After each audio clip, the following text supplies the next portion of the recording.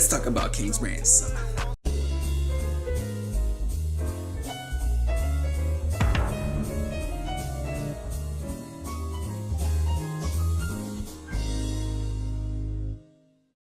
What's going on, everybody? Welcome back to another one of my honest opinion. It's been a while since I've done one of these, but you know what? I felt like I needed to come back, but today we're going to be talking about King's Ransom, a movie that not a lot of people, I'm pretty sure if I was to ask you, unless you know me personally, you probably wouldn't have heard this movie.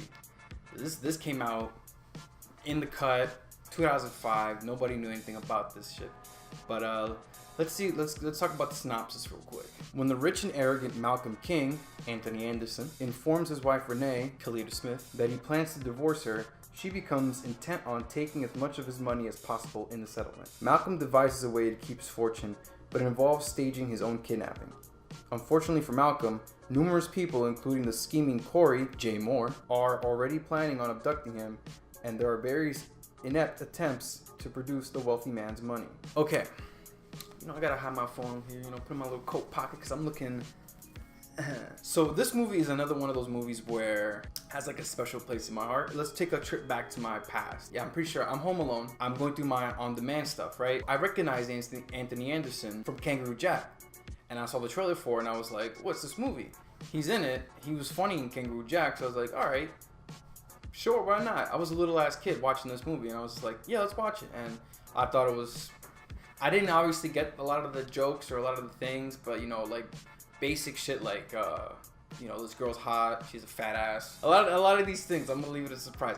A lot of these things I could not actually pick up or understand, but like the basic shit, like dirty stuff and just basic stuff, I got to the T. But for me to look at this movie objectively, let's see. So first, the story. Now the story is just, I already read you the synopsis. How does the story stack up? Well, the good parts about it, definitely the nostalgia came back watching it as an adult. Objectively as a story, the story kind of sucks, bro. But that's the bad thing. The story sucks. Good thing is, the story sucks, so you kind of have fun with it, because it's like, okay, I guess we're all just gonna kidnap him now, right? Okay. Especially the one scene where it's, spoiler alert, the lover of his wife comes to kidnap him, and he's like, oh, good idea, stupid. He's like hitting the guy and everything, and then he goes from one car to the next car to the next car to the next car. It's like, whoa, okay. Sure, I guess we're all just gonna fucking kidnap him at one time. Why not, right? So it's ridiculous. It's stupid, but it's fun, at least to me. The characters. A lot of the characters kind of just... They play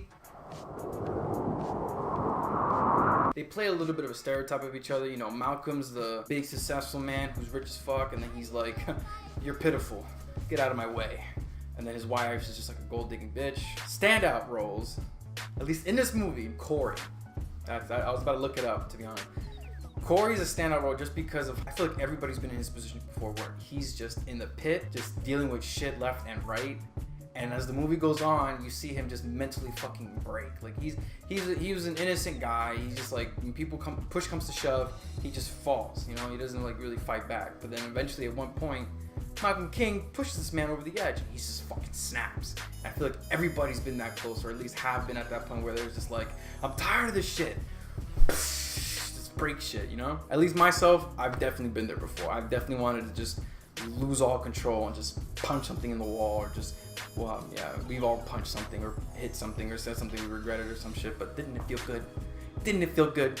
It felt good. Worst character-wise, I don't know what point. There's certain characters that honestly have no point but to be confusing for the main kind of characters. Like you have Andre. Andre's only there because he says he's Malcolm King so that he can confuse Peach's brother to take him instead of taking the actual Malcolm King.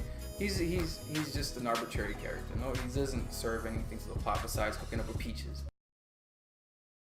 Now, Andre. I'd say honestly, Andre is just like a plug-in character. The story wouldn't happen. There's a lot of characters actually that are only there just to confuse people. Because then you got Corey's sister.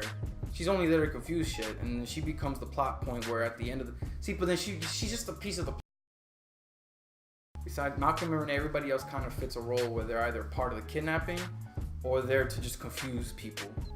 They're tools of the plot pretty much. They're nothing. They don't cause anything to happen, which is pretty much why the story sucks. Everything's affected by the plot. Nobody affects the plot. That's whatever. As for all the little pieces left of the movie, like shot composition, music, the music's incredibly 2005. It's from 2005. It's a low budget movie. If I had to classify it, not to sound racial or anything, but I wouldn't say like a minority movie. Like, I think it's funny for everybody if you like that type of stuff. I'm pretty sure anybody can find it funny. But at the time, 2005, I don't think a lot of people were looking for this movie too. Nowadays, hell, if you watch this review, you might want to watch it and might enjoy it. But at 2005, only select a few people were like the target audience. That's why it only made 4 million out of the 15 million. I'm sure. That could have been why. Oh shit, Peaches is Regina Hall. She was just a scary movie.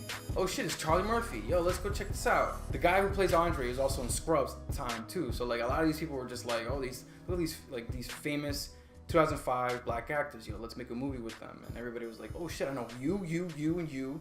Sure, I'll fucking watch it. Even Jay Moore, actually. I didn't know Jay Moore was actually like.